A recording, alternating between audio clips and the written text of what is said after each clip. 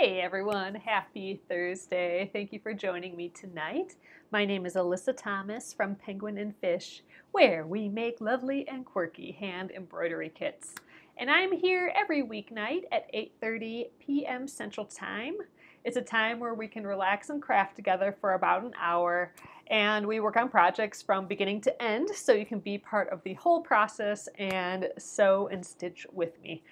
So you guys, tonight we are continuing on the Splendid Sampler 2 quilt along.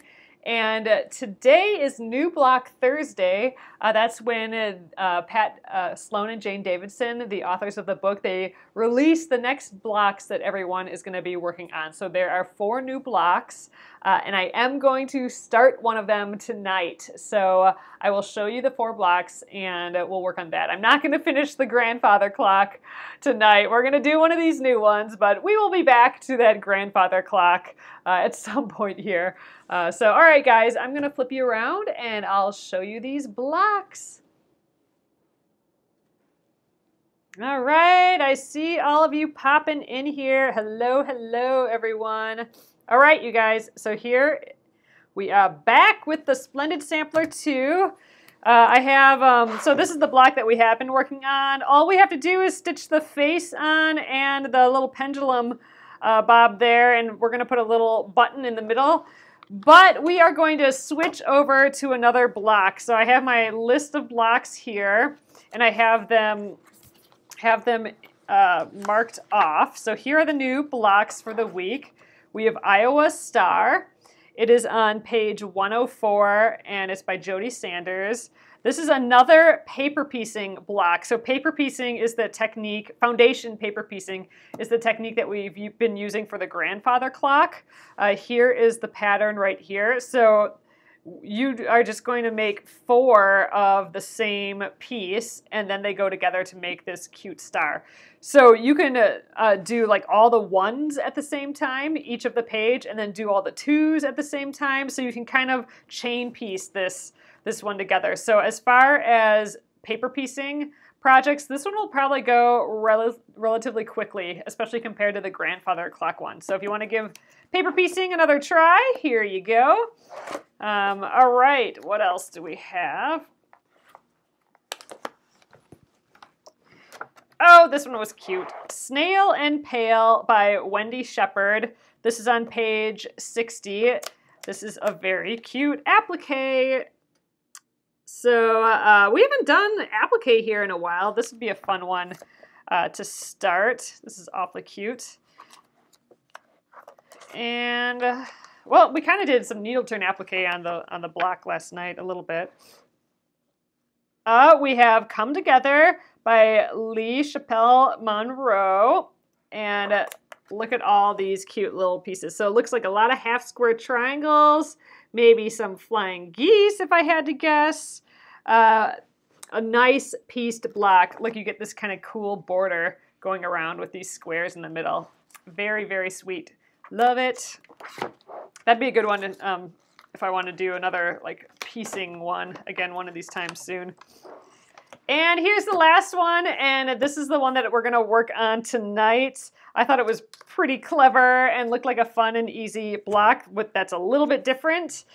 So we're going to do this one. It's Match Point by Mary Honecker. It's on page 23, and we're going to be doing some neat like cutting and flipping and moving around and then sewing back together for this block. So this is on page 23, and this is what we're going to be working on tonight. Oh, Seth says that Mary has a cute quilt shop in Maysville, Kentucky called Apron String. So that's Mary, the designer of Match Point here. So all right, you guys, let's start this out. All right, we have 1 red print square that's 9.5 inches cut diagonally, and 1 blue square 9.5 inches cut diagonally. So we're only going to use one triangle for each of those, and then the rest will be spare, just scraps. So let's start out by picking our fabrics. We have 2 fabrics here. So I'm always using like a white background fabric for my quilt. in this project. That's kind of like one of the rules I've set for me. And so I'm going to use white again. So it might not be as fun as using these two patterns, but it does go with the rest of my quilt. So I'm going to use the white. And then this, it happens to be the 30th block that I've worked on in this quilt. And every 5 blocks, I've been picking a bright, fun color. So most of my quilt has been neutrals, but every once in a while, let me grab them. Every once in a while, I pull from my stack of brighter colors. And this is what I have in the stack. So this time, since it's one of the every 5 blocks, it's my 30th, I'm gonna pick out like a different fun and bright fabric. So this will be brighter than every other block in my quilt, but that's kind of the point. I want like these little sparks of color. So these florals are kind of pretty. Ooh, but so I'm not even sure these are 9.5 inches though. So I remember I do need a 9.5 inch square, and these are all like little pieces here. So this might not actually be enough if I want to use that. Yeah, 1, 2, 3, 4, 5, 6, 7, 8. Yep, these are only 8-inch pieces, so I can't use these, which is too bad because they're awfully pretty. All right, what else do we have? I kind of like this. I also like this blue fabric here. Ooh, I kind of like this. We haven't used this one yet. That's got kind of florals and this little almost gold crisscross. All right, hopefully this is a normal fat quarter. Looks like it might be. Yeah, all right, I think I'm gonna use this. We're gonna make like this bright blue and white block here. Oh, look how pretty those are gonna be together. Okay, we're doing it. So let me put the rest of these fabrics back in the bin. This is some crazy fabric. It almost looks like stone. These are awfully cute, but again, too small. Okay, so first thing is first, I need to cut 9.5 inch squares from these. So let's press them. I'm gonna cut them at the same time. So let's just get like a nice pressed area down here. And another one for this white. So we've used this white, so this one probably has weird cuts out of it. So let's use this corner here, just to make it easy.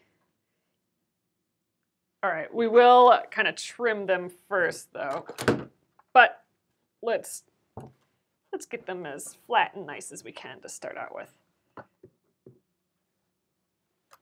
So this block seems kind of tricky. Like you cut pieces and you flip them around and turn them all different ways. I think it's gonna be kind of fun. Huh, this has maybe some, it looks like it has some markings on here. Maybe that's the side. We'll cut a diagonal and maybe that will be the scrappy side. Then I won't accidentally use it later. Oh good, I'm glad that the stream is working well tonight. Some days it's just does not work as well. Facey land, facey page land. All right, where did we press here? Okay, we'll get this corner here. And I'm going to place my blue right on top of it. We'll start off by trimming the bottom and the sides just to have a nice, super clean area. Clean edges to start out with, a nice square edges, I guess. Just kitty scratch it to line up the edges. If you want to just move fabric just a hair, without lifting it up, just scratch it. Like I call it kitty scratching, like you're scratching the neck or a head of a kitty, and that will just nudge the fabric over a little bit. All right, so I got my cutting board here. I got a big square ruler, and I think we'll be good for the 9 inches here. Oh, 9.5 actually, I think we need. Let me just double check. Yeah, 9.5 inches for both.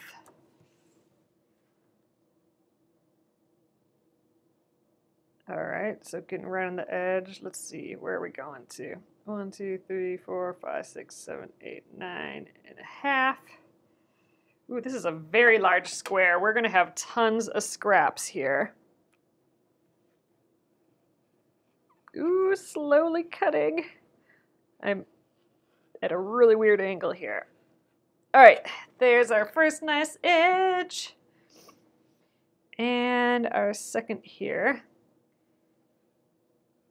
Roll backward a little, and then 9.5. There we go. And I'm just going to roll off the edge to get rid of this little seam allowance, or this little raw edge here. And we'll snip these too. Make 2. I thought of that. So that's my mom. She's saying make 2. And I was thinking about that because we're going to have 2 triangles left over, so we could make 2. But I think instead I'm going to just keep the rest for scrap, since we do, I do try and use my scraps up for this. So I'm like, I could probably use the scraps more than I could use a second block. So I'm just going to make it the 1. All right, so I rotated my whole cutting board here. I didn't want to move my fabric just because I have it so nice and lined up here that I didn't want to mess it up here. So all right, I'm going to measure the 9.5, and I'm realizing that this ruler does not have markings for halves, which is a bummer. Oh, it does here. So it has an extra 1/2 inch on the side, so that'll be my 1/2 inch. So let's 1, 2, 3, 4, 5, 6, 7, 8, 9. Always a bummer when you don't have just the right ruler. 1, 2, 3, 4, 5, 6, 7, 8, 9. I get so paranoid with the cutting. I have to count it out. I can't like just look at the numbers. I have to count out these inches. This is always the scariest part for me, the cutting. All right, I'm gonna do this side first. All right. Oh yes, my parents made it out of the airport, so they were on their way out of town, but because of the weather, or who knows, their flight was canceled, so they stayed in a hotel and then flew home. Or not flew home, they drove home after that. But all is well. All right, now I'm gonna get this.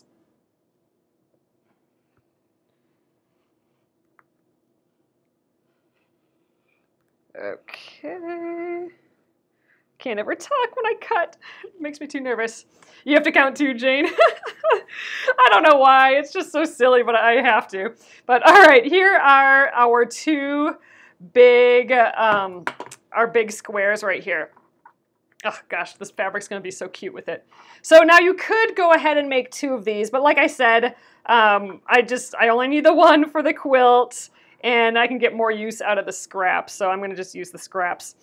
So I'm gonna cut the diagonal now, and actually I think I might use my bigger ruler here.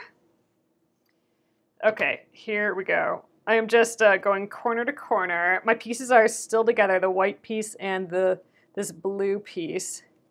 All right, let's do it. Again, I get nervous. Moved a little bit.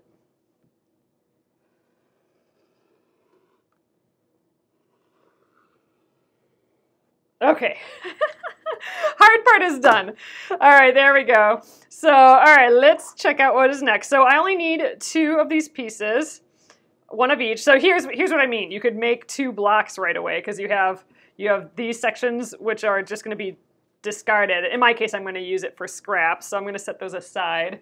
We're actually going to only use these 2 triangles here, but oh God, look how pretty they're going to be. Okay, yeah, I know, Nolene, oh my gosh.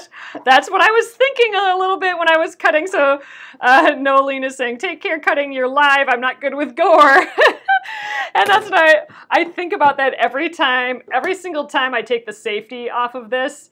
I'm always thinking of like, oh my God, this will just slice through your arm. I don't want that to happen.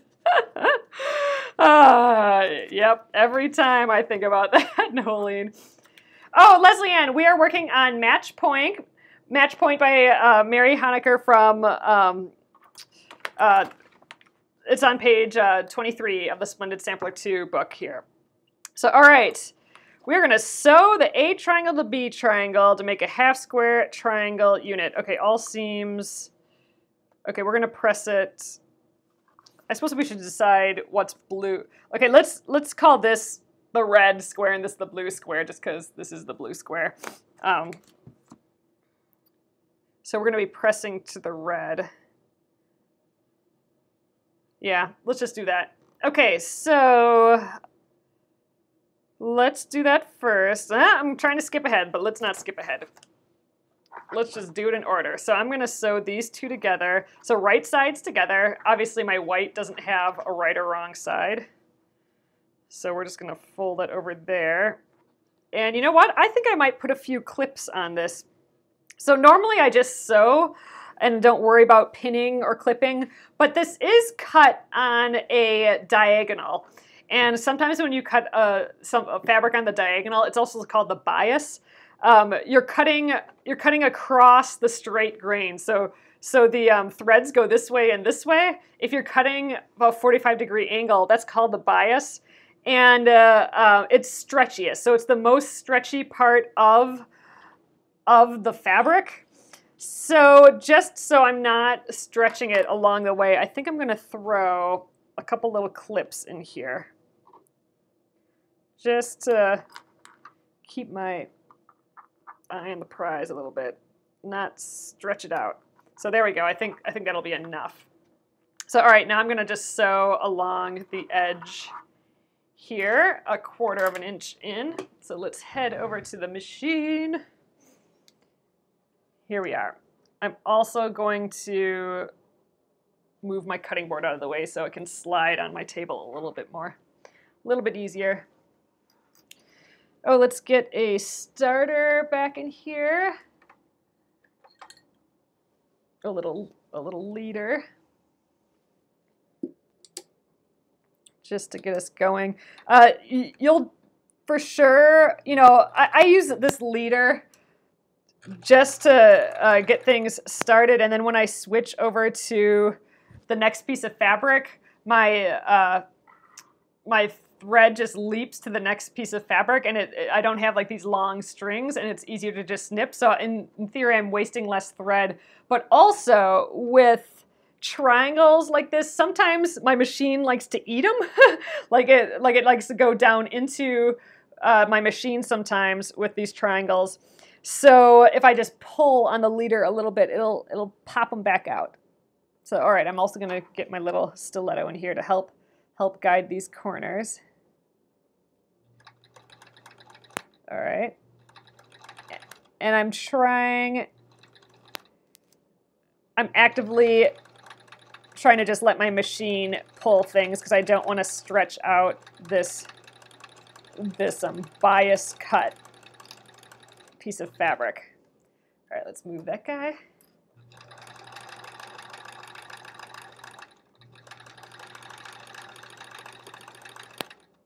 All right, so like let the machine do the pulling. If you start pulling on this, it'll start bowing just because it is that stretchy edge of the fabric. All right, and I'm going to just get another leader in here to end this up.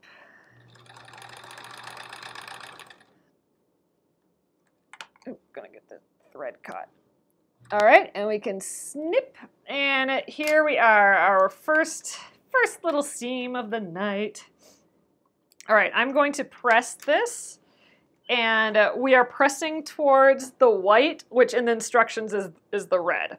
So like I said, I'm treating the blue as blue and the red in the instructions as white, since I'm using blue and white fabric instead of blue and red. So all right, I'm going to just give it a little press to kind of set the seam. And then we're going to fold over that edge. I'm just kind of getting it going. So I might rotate it a little bit. There we go. Again, I'm trying not to stretch it too much. Whoop, out of here, ruler.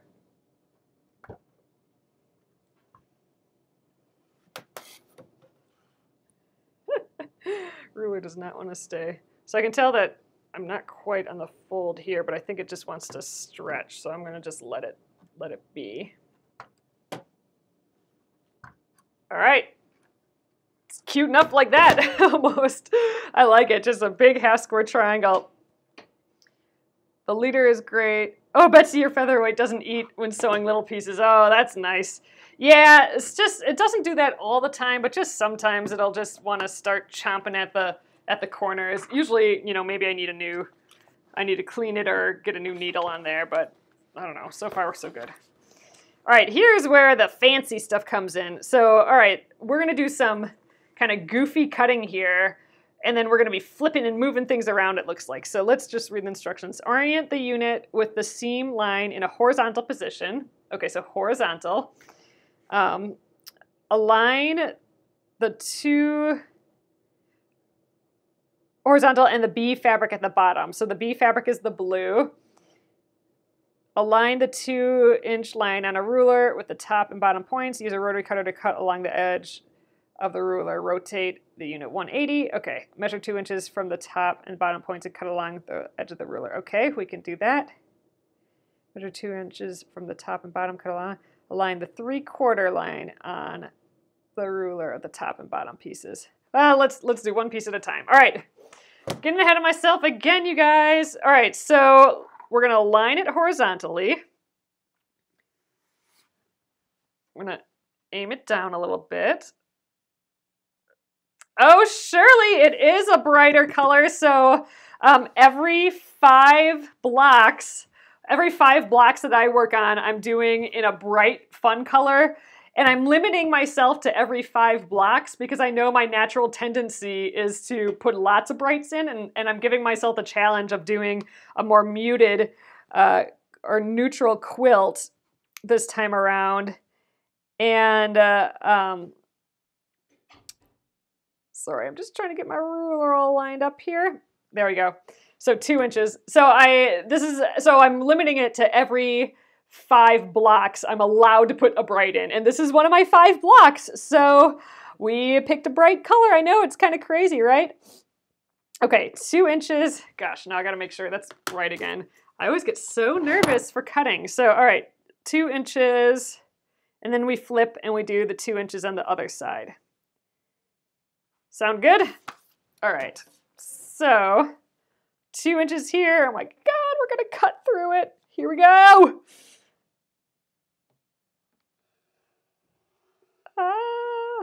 Crazy. All right, there's one. I'm gonna just leave that in position there, I think. Now we're gonna rotate. Instead of a rotating cutting mat, I'm just rotating my whole mat. And then I believe we do it 2 inches on this side as well.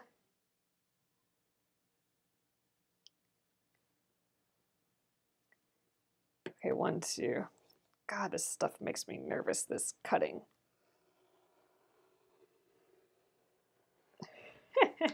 All right, there we have the 2. All right, let's read next. Okay, measure 2 inches from the top and bottom points and cut along the ruler edge. Okay, so we did that. Now align the 3/4 inch line on a ruler with the top and bottom points. Use a rotary cutter to cut along the edge of the ruler. Rotate top and bottom point. So do the same thing, but at a 3/4 inch. All right. So I think we actually can just move these out of the way, but woo, there we are. So 3/4 inch now from here. So we're making like these little strips here. 3/4, 3/4. Okay, I totally love this block already. Just get nervous with this cutting. And we need both. We need both sides, so there's no room for mistakes. Like if I veer off like that on accident, then I can't use that piece anymore, and we got to recut a little bit. But oh gosh, this is gonna be so cute. I love these sort of sewing projects where you have a bunch of pieces and you just kind of move them around. I think we've done that here before where we layer some pieces together and cut and then bring the tops to the bottoms. We'll have to work on a project like that sometime here. Okay, 3/4.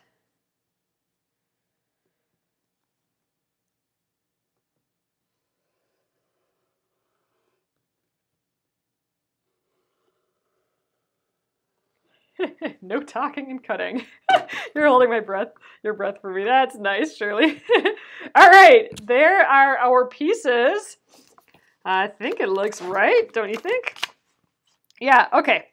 So rearrange the pieces so that the A and B pieces alternate as shown. So, okay, and then sew the pieces together. Make sure to match the seams at the intersections and press. Okay. Oh my gosh, you guys, we are like totally done. Yes, the stack and slash, Bonnie, that's what I'm talking about, where you stack a bunch of different fabrics on top of each other and then cut through them. And then like the bottom piece you bring to the top so they're all alternated and then you sew them back together. That feels similar to this, I think. So I think all we do is take this piece, rotate it, and take this piece and rotate it and stick them back there. So that's all there is to it. Oh my God, look, so easy. And then, then we put it at an angle like this again. So let's match up these seams. I think we'll sew these two together, and then we'll sew these two together, and then we'll go here and then here. So we'll just kind of trade off. So I'm going to be nesting my seams, and we can nest them because the seam allowances are pressed in opposite directions. So they're both pressed towards the white, and since we've rotated one around,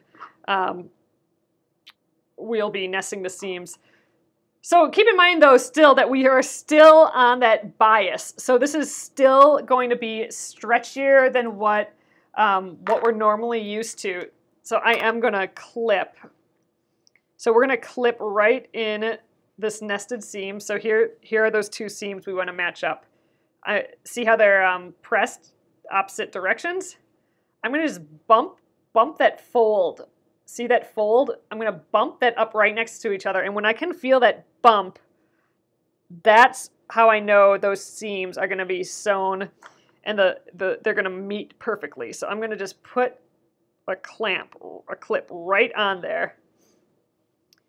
And I'm going to lay this flat again because remember it is stretchy at this point. I'm just going to gently lay this on top and I am going to clip along the edge here. So we'll put one there. We are going to be trimming this down though, so really, as long as you get this middle seam, I don't think if it stretches a little, it's not going to be the end of the world. But, I'm being careful. Let's put another clip in there. All right, so there's one ready to go. I'm going to do this one right away as well. So let's flip that over. And again, we'll nest those seams so those folds you'll feel bump up next to each other. Oh, so that's a good suggestion, you guys. Bonnie says to starch the fabrics. If you're worried about it stretching, you can starch the fabrics at this point. So just spray with some starch and press, and that will kind of stiffen the fabrics a little bit, and it will help with the stretch. I'm going to try and do it without. Just because, I use starch all the time on the first Splendid Sampler, and actually it was very, very helpful for a lot of the time. Ooh, do I have any more clips? Nope, got to get my bin of clips out here. And it did help, but the starch just made my whole iron and ironing board just get all dirty, and I don't know, that was annoying. So I'm trying to not use starch as much this time and see how we do. All right, there we go. So I'm going to sew these two lines first, and then we'll come back and sew the pieces onto here. And I think I'll do all that sewing before actually pressing. and it looks like we end up pressing the seams open.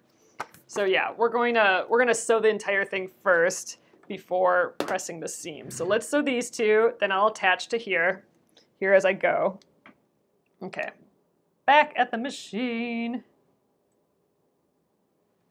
Okay. So again, I'm gonna just let the machine pull this for me. And let's get this, my stiletto kind of acts as a pin to get started. There we go.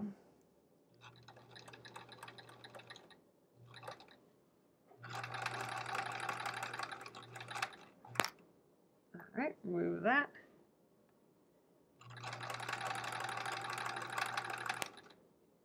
You starched, okay, so you starched all your fabric before you got started. Yeah, that's probably a good idea.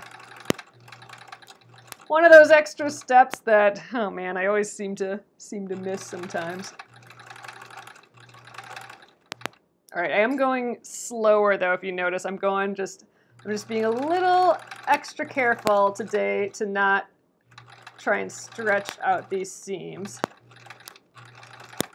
All right, there's my first one.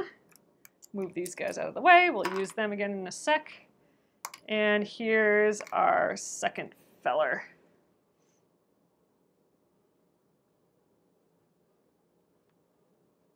I'm gonna just lift it up a little because the edge wants to catch on my presser foot. I think I bumped you guys, sorry about that. All right.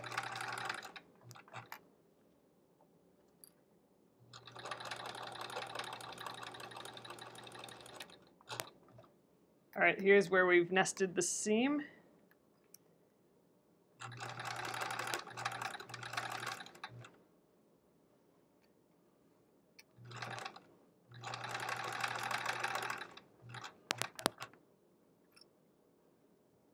Get these edges together again.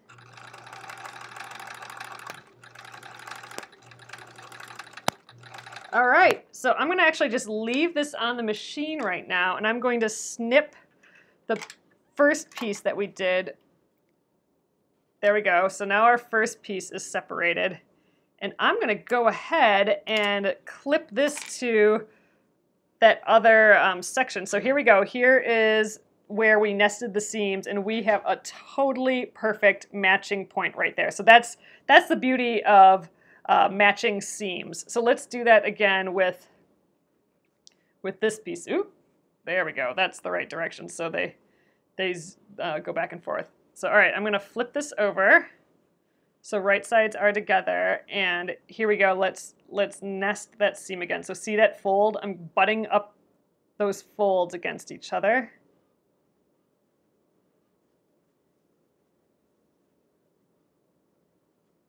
It's always fun when those points match up just perfect, doesn't it? Doesn't it feel good, I guess? All right, so there they are. Let's get, actually sometimes I find it easier to do it on the flat surface, but let's just try again. They felt like they were moving a little bit. All right, those feel better. Clamp that down. And again, let's put, I don't want this to be all stretchy again, so let's try and lay it down on here. A little more difficult because we have that seam that we didn't press yet. Wonder if it'd be easier to go this way. Let's just stick with it. Actually, I think it might. I think it's going to be easier for me to go flip it this way. So I'm going to just turn that clip around. I think the seams are still nested. Yeah, this is easier.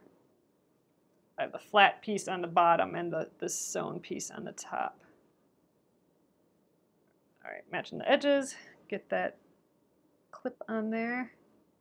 Again, this is just so it can help this not stretch as much. This blue is going to be so different from what the other colors in the quilt, but it'll be that little pop of color that I want every once in a while.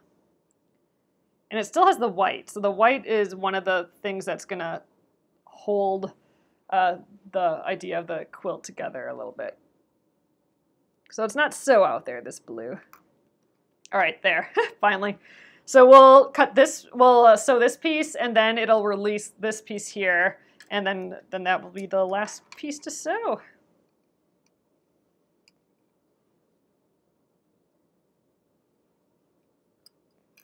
Okay, here we go.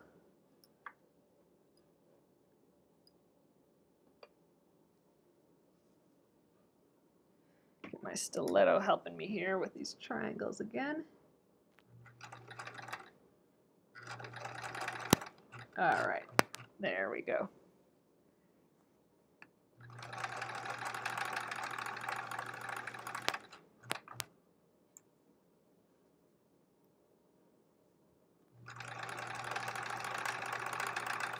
Again, I'm really working hard not to stretch these. Oop, my edge flipped under there.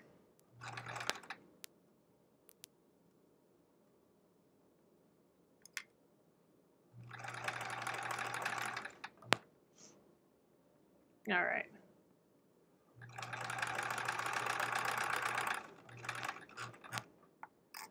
I think I may have messed up this middle seam, but we'll see. All right, let's get that leader in there. Snip. And then this is that first piece that we still have to attach. Let's see how we did on that one. Ah, that one looks pretty dang good too. We got 2 good seams there.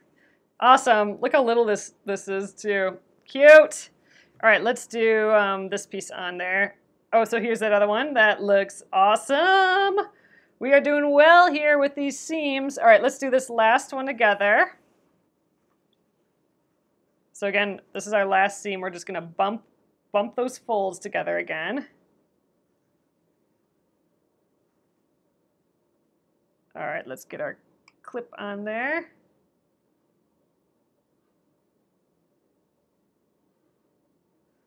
All right, and again, let's lay our edges together here.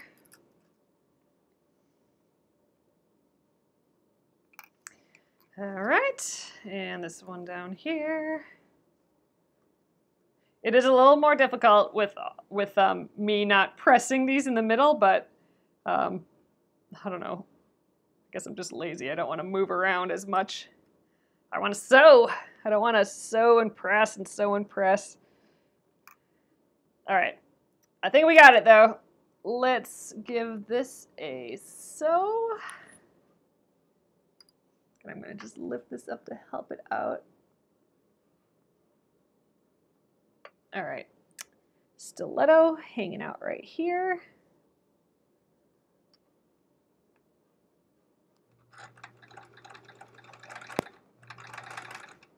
All right.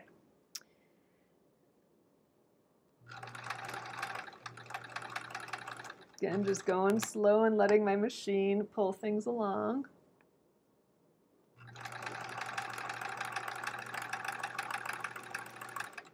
All right, here comes that seam we're going to try and nest. Want to get those good points.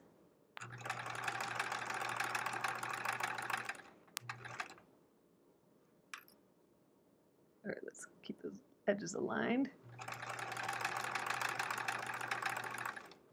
My stiletto is basically another finger that can get in here. A skinny little finger here. All right, let's get my leader back. Okay. Oh my gosh, you guys, we're totally gonna finish a block tonight. We needed a little win to finish something, didn't we? We've been working on that grandfather clock forever. All right, oh my gosh, those are like 5 5 perfect points right there, or 4 perfect points, I suppose. There we are. Oh, cute. All right, so this is what we got now. So the edges are all wonky and goofy, but that's because we've shifted things around. But we're cutting, remember, we're cutting this down to the 6.5 inches, so we don't have to worry about that at all. So next up, let's press these seams open, and then it's just the final little trimming it down. I know, no 80% here. This one's 100% good, right? Well, we still have to trim it, right? So we're not there yet. All right, so I'm going to just press to one side first. So I'm going to just kind of give a little tug onto this side, and I'm just going to press kind of right down the middle, get those nested seams.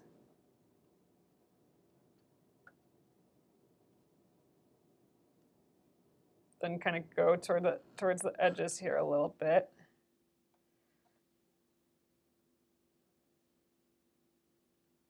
Okay, now I'm going to go in and press them open.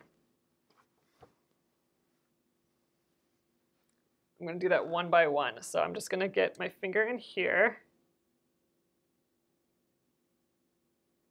There, I'm going to nudge that seam open so that both sides of the seam you can see. I'm going to press along there.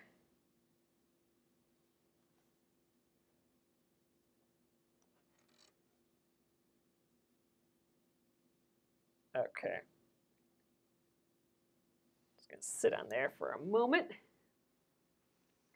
There we go.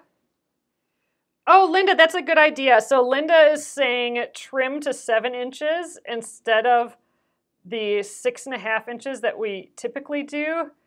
And that's because I have been doing free motion quilting. So I have been stitching these with the batting and the back as we go. I've been putting them in sets of 4. And when I have the opportunity, I want to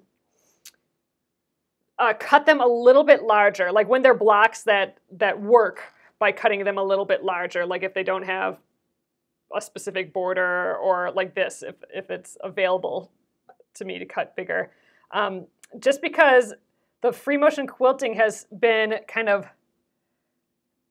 making my pieces a little bit smaller because it pulls the fabric towards the quilting. So when I can, I've been leaving these a little bit bigger, just so I have the extra available to me, and then I can trim it down after I'm done quilting. So I'm pressing them open right now because that's what's in the instructions. I suspect it's just to even out the thickness of fabric, the layers of fabric that the seam allowance makes. So then there's not 4 layers of fabric on one side and 2 on the other. I think it's mostly a preference of the designer. Like I personally like just pressing to one side and being done with it. But all right, I'm gonna lay these flat and then give it a press on this side as well. Make sure that they're all flat. It's looking cute. All right, let's do it. We got those points so good on this block. All right, this is kind of like our final nice press before we trim it down. So I want to get it as flat as we can and all these seams as clean and good as we can.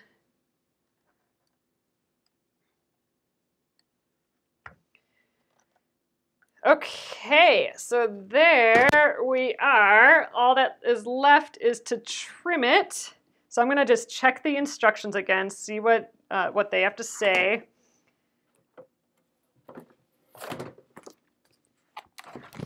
Okay, sew the pieces together, making sure to match the seams, intersections, and press. So this These arrows are going both ways. That's how I know that they wanted it to be pressed open.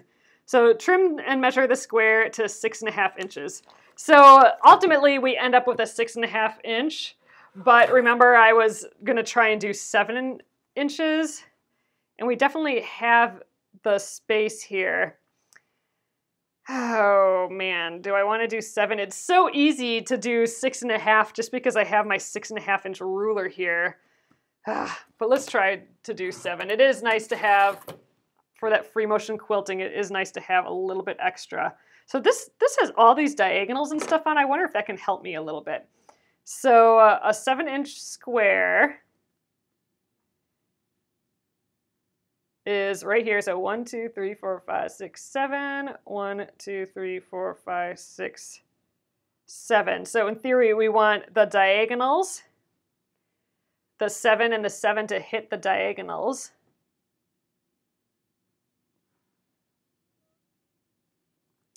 But we're also looking for like these diagonals to be in the center of our square too. So this has some angles that we can line up, it looks like. So I'm gonna do that.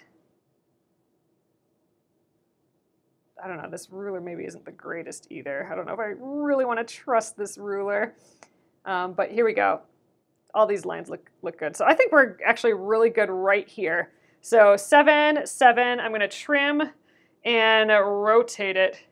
Oh, Catherine, I so agree with you. I love the idea of taking some of these blocks and just making them bigger to just make a whole block as a quilt. And this one, I totally agree, would be super cool if this was a whole quilt. All right, we're gonna rotate this a little bit just so I don't chop off my hand.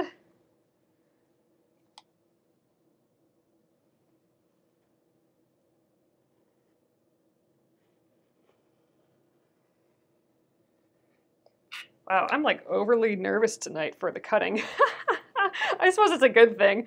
You want to be a little nervous about the cutting. All right, so those are my first edges, my first square edge. So now I can rotate this and align it with the 7 inches, and then we should be able to get that other edge. I mean, this is a Simplicity Studio Simply Easy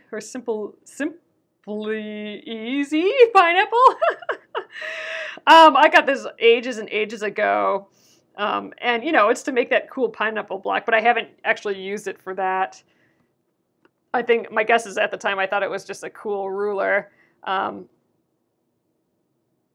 I don't know. It helps me when I do these bigger triangles, bigger than that 6.5 inches. So I love my OmniGrid. I love these ones, these OmniGrid ones, because they have like so many lines and dots, and they don't get in my way. Like a lot of times the lines are so fat that I can't see if I'm aligned very nicely on it. So I actually really like the OmniGrid ones, but I only have them up to 6.5 inches. So I should actually get a nice big one, like a nice 12-inch one of those, and to replace this one, I think. Because I don't know, I'm not as wild about this one. All right, but here's our other 7-inch, and I'm aligning that nice square part that we just cut here to the 7 inches, and that should yield me my 7-inch square here.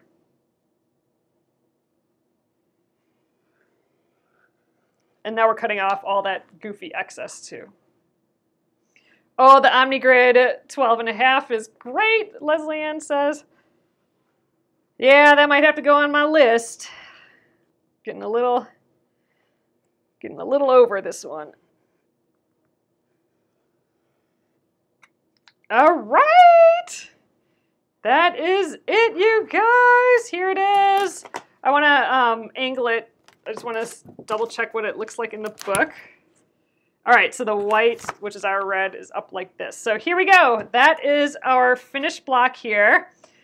That was so easy, you guys. But remember, there are a few little things to remember. It's that bias. The bias is the trick of here, to do your best to not stretch that out. So a totally easy, quick block. I mean, we're done with it already, and it just is so cool. I love this blue. This is gonna really pop with all our yellows. Look at this, even here.